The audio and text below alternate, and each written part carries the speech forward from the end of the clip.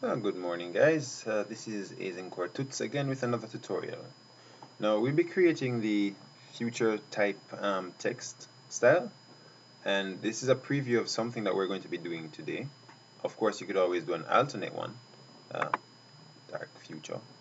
Using the same principles, just a few techniques and adjustments, we can create the very same effect using the same thing we're going to learn today.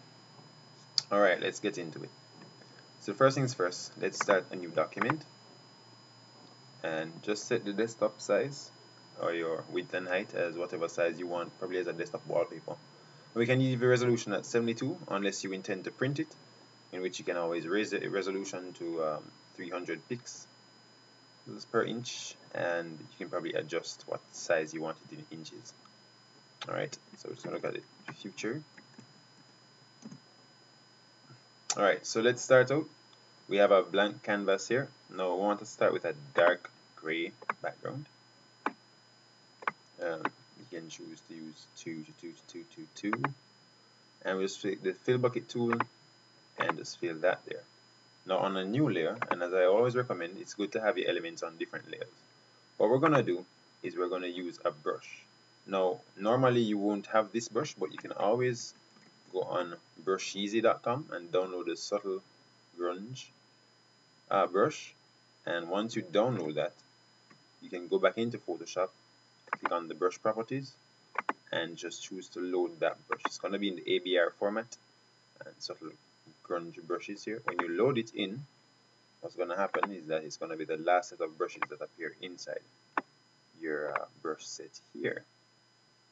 Alright, so we'll just choose one of those grunge brushes. We're going to probably use a white color just to get a little bit of grunge in there. Now if you don't particularly like this one, you can always choose from the very large amount that they have. Or if you don't like any of these, you can always download an image as your background. And I'll stick with this one. Even though I chose white, I can always lower the opacity just to give my background a little backdrop. Now the next part of it is actually creating the text. So let's go to our text tool. Shortcut is T. And I'm going to use a font called Duplexide. I'm just going to type in my text.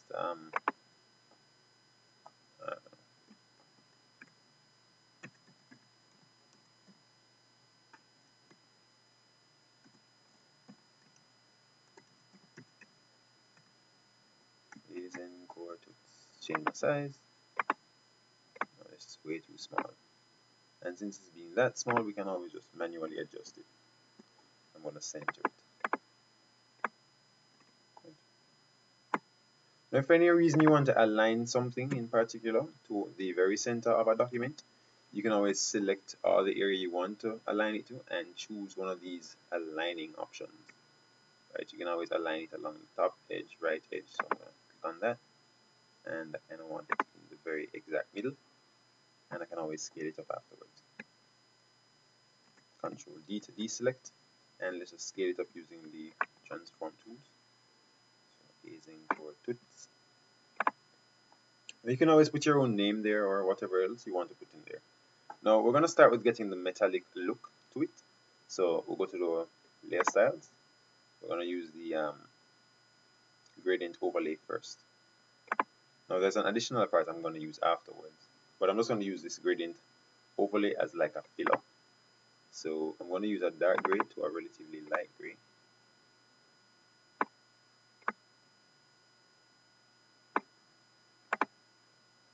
Gray to gray. Just once you have that, you can always go to bevel and emboss. Give it a slight metallic look. You don't want it to be too, increase the depth. You don't want it to be too large like this, because that is not a good style. I remember when I was starting Photoshop the first time, I used to bevel everything under the sun. Even when I had pictures of the sun, I'd bevel that too. So you can always play around with your soften, but you don't really need to soften it. It's good as it is hard. You can always change the angle as well, something that you like. Now just take note of this part here that says use global lighting, because what that does, it actually controls all the lighting that has to do with an angle in Photoshop's layer styles. So if you had a drop shadow, it's going to change the drop shadow based on the angle as well. So just be mindful of that if you're going to be using global lighting. Kind of gives an overall consistency of an environment where we know where the light is coming from and all the shadows and light react. Such. Alright, now that we have that, we can always try probably applying a satin. Now I'm going to go with a dark look today. You can always play around with your satin. If it's too much, you can always increase the size just slightly. Right, you already have something looking relatively cool. I think it looks cool. And you can up or lower your opacity, depending. You can even change your blending mode. Never just stick to what you learn in a tutorial. Always experiment out. Now this kind of looks nice. It has this dark pinky type thing there. That's the color burn. You can always just up or lower or something there. Alright, I think we can work with this for now. What we're going to do though is that I want to be able to create kind of like a brushed metal look on this. And you can't really see it here, but I'm going to show you how. Now this is where you want to create your own pattern. So let's go to File, create a new document, just so that we don't get confused. I'm going to set the width to about 2000 by 2000. And I think I might up the resolution, though that's not completely necessary. Now to get the brush metal look, what we need to do is first define an area. And right now we have a white area, which is fine for now. So I'm going to unlock my background layer, press OK. And since we have the foreground and background color being white and black, we're going to go Filter, Render. I'm going to render some fibers. Okay, serial today. Alright, so we can play with the variants to get more of a contrast and more detail. You can always increase the strength as well, but we don't particularly need to.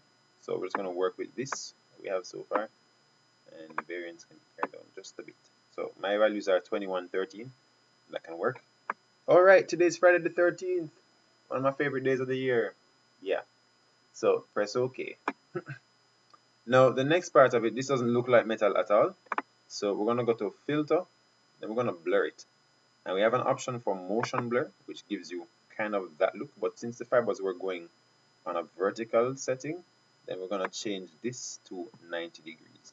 And if you can't manually do it, you can always just hit 90 and it gives you that look. Now the distance for mine is currently 999. You can always randomize that if you wish. If you don't want it to go stretched all the way, you can always just play around with it. Alright, press OK afterwards. And now we kind of want it to go horizontally, so what we need to do is rotate it. Now you could do an image rotation if you want to, or you could just transform that particular layer. We'll just use one of these. Since we want to rotate it 90 degrees, doesn't matter if it's clockwise or anti-clockwise. We can always click on and we get that. Now to define your brush presets, you're going to go highlight everything you want to define, edit, and choose define, or pattern, not brush preset. Define a pattern. Now we can call this brushed metal. Probably call it brush metal too, because I probably have another one. Alright, let's go back into our composition. Don't need to save this because it's relatively easy to create. Now, in our layer styles, just double clicking on the FX button here in the layers, you have pattern overlay. Now I'm going to hide the gradient overlay for a little bit. Right? We have pattern overlay, and you get a pattern like this normally. Whether it be the bubbles one or that one, you can always just drop in your own pattern, and if it's too large you can scale it down just to play around with it. I'm going to stick mine to 100 because it's big enough to do that. Now I'm going to lower my opacity because that brush metal looks way too much. Alright, now we have our pattern overlay, we also have a gradient overlay. Now I'm going to change my gradient overlay's blending mode because currently my gradient overlay takes precedence over my pattern overlay. So just by playing around with it, I can do the multiply option and I can see just the lines going through there. Right? And if you want it to be more realistic looking, what you could probably do, ooh, this looks nice, but we're not going to use that. Let's just stick with the multiply for now. But if you wanted to create that beveled feel on your object here, you can always actually play with texture as well, and you can choose that brushed metal look as well. But you might want to lower the depth because that is way too much depth. You can always play around with it. I don't particularly think we need to, but you know, just in case you were interested in knowing, now you know. So we don't need to actually put a texture on there. This is what we have, and that is fine. So currently, let's just recap on our settings. We have a bevel and emboss, we have a satin, we have a gradient overlay, and we have a pattern overlay. Alright, now that we have that, we need to get the glowing parts on the inside of this thing. So we're gonna go on a, well, we're gonna go on a new layer. Control Shift N is the shortcut. Oops, sorry. Control Shift N, new layer, glowing area. Alright, now you notice that in these examples, that kind of a look actually is on the inside of the lettering, and they kind of match the shape of the lettering except for a few cutouts. Alright, so let's look at this one as well. It's the same thing. Right, the next part now. So we're going to be taking our Azenquor Tuts text, and we want to select the pixels in that particular layer. And to do that with any layer, you click Control and you click on the thumbnail, and the thumbnail is a little box beside the layer itself. It's like a preview of what the layer is showing. So we currently have this selection. What we need to do is bring in the selection. So select, you're going to choose Modify, Contract. And we can bring it in, depending on the size of yours, you just need to match what pixels there are. I'm going to bring mine in by about 7. And when I bring in mine by 7, you can see that we have that look there. And you just pretty much, well, don't need to create a new layer. You pretty much just click on the fill bucket tool and choose a color you want to work with. I'm going to work with red again. Or actually I like green, so I'm going to work with green. Alright, so we just fill that in. If it's too bright, that's okay. You can always change the colors. Right? This can work. Now, before we actually cut out the parts, what we need to do is just add our effects to it. So let's go to layer styles again. We're going to apply a few more things this time. First, we're going to start with the outer glow, because we kind of want the glow to be the same color as my battery is dying. Give me a sec, guys.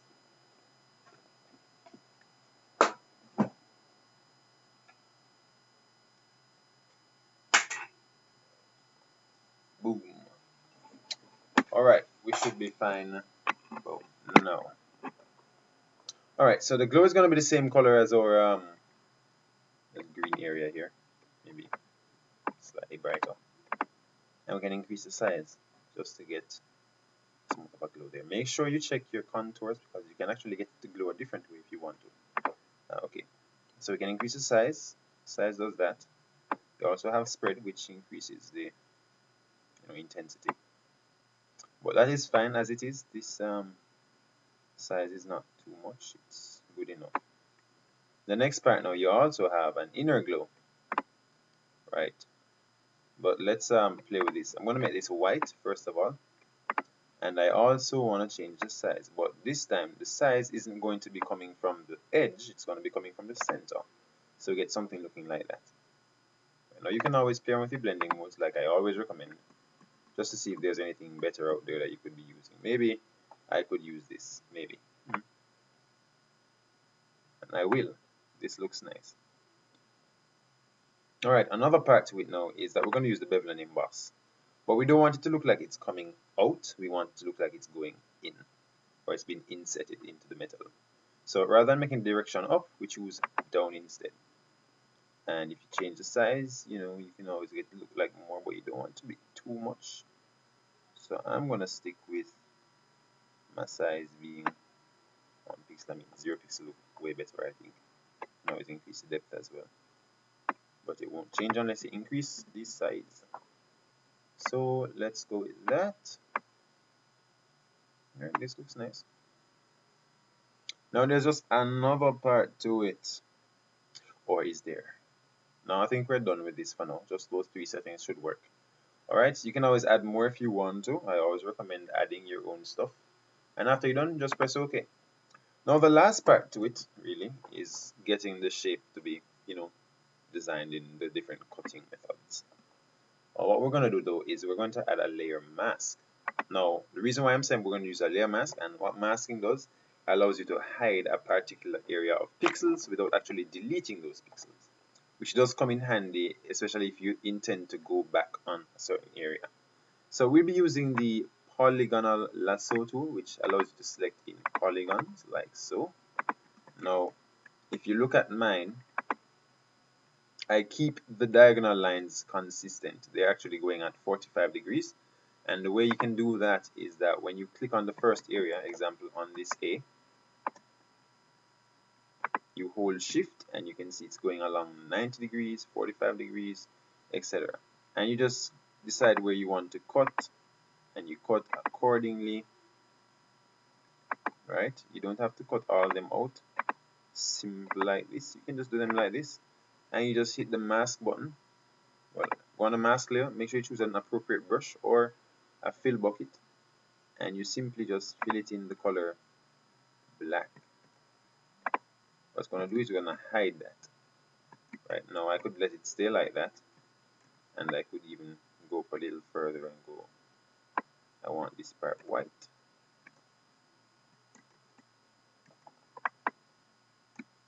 Right now I don't have to do this individually. I can just make a really quick selection. I'm going to try and do this as quickly as I can. But I'm just going to pause the video after the AZEN and then fill in the rest, and I'm just going to leave you guys to do the same. Just fill in yours. So AZ,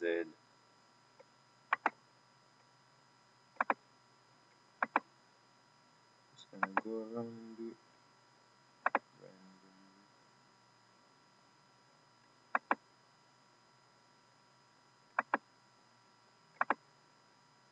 Just go around randomly.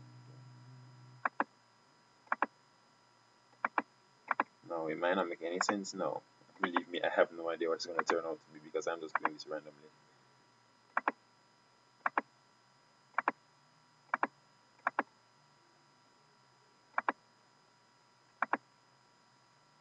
Just go like that.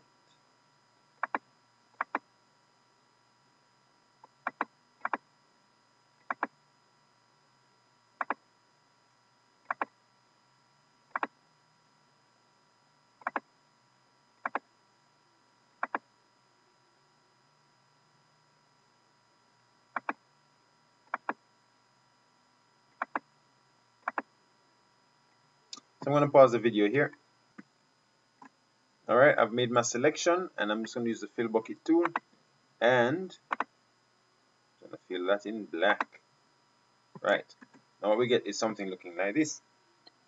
Alright, it's really random, and the cool thing about having a mask to do this now, instead of actually cutting it out, is that pressing Ctrl I, because your mask uses black and white and any shade of gray in between, if I press Ctrl I can always invert my selection, which means I can get at least two different varieties of what is it I want. And I think this one looks a little better, so I'm going to work with that. Now the last part of it now is that we have these optic flares that just look really good on top of it. Alright, so we have Azenquor Tuts here, and what we're going to do is we're going to look on Google, as we should normally do, and we'll find optic flares. Now I had pre-looked for some optical flares, and you can always add some of these. Now I'm going to work with one or two of them, or even just one of them. I'm going to work with this one. Now this one also has the PSD box icon, but we're going to use this anyway. I'm going to choose View Image to get the full size one. I'm going to copy it, copy image, JPG. I'm just going to paste it into here. Now if you look at this, it's black background, it's not transparent. Now one of the blending modes I'd always recommend when you have black backgrounds to work with and you have something in the front is that we're going to use the screen. Now screen actually makes your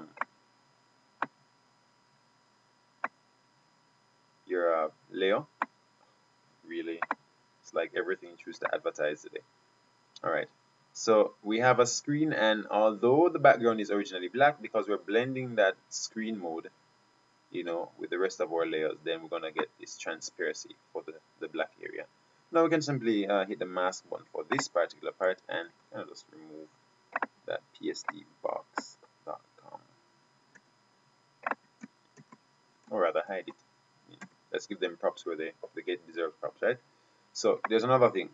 This light is blue, right? Which can be problematic in the sense that you kind of want it to match the color of the glow that you have here. Now let's go into our layer styles and we're going to choose a color overlay. By default it's red. We're going to choose the green, or a green that we have. And right now it looks hideous and it's as though it just completely ignores the whole screening thing that we just did. In our color overlay, however, we can always just choose to go to color here, and it's gonna, not color, I'm sorry, hue. Hue. So hue actually changes that to match the hue of whatever color it is you want. So if you have that and you want to pair with the different colors, you know, because it's blending with the whole scene, you know, you can change that. So that looks really cool if you wanted to do something like that. So let's just work with this hue, right? Press OK. And if you wanted to, you could always copy it or duplicate it. You can hold Alt and drag it out and just pick where you want to go, right? So you can always scale these guys up and down if you want to as well. I'm gonna scale one of them right there. I'm holding Shift and Alt to scale it, and I'm just gonna take another one, and we're just gonna work with that there. You don't have to put an optic flare on everything, but that works really well. Now again, I'm gonna recap. In the case you want to do a color change or adjust the colors on this, notice that this color adjustment won't work on your other things. So we're going to go to hue and saturation, which is an adjustment layer that we're creating. And if for any reason you need to change the hue of the thing, you can always choose to change the hue. So this was an Azenquor tutorial, and I hope you enjoyed it. I hope you learned something, and maybe you can apply this to something else. Alright? So guys, take care and keep practicing. Can't stress it enough. Practice makes improvement. Alright? So take care and God bless.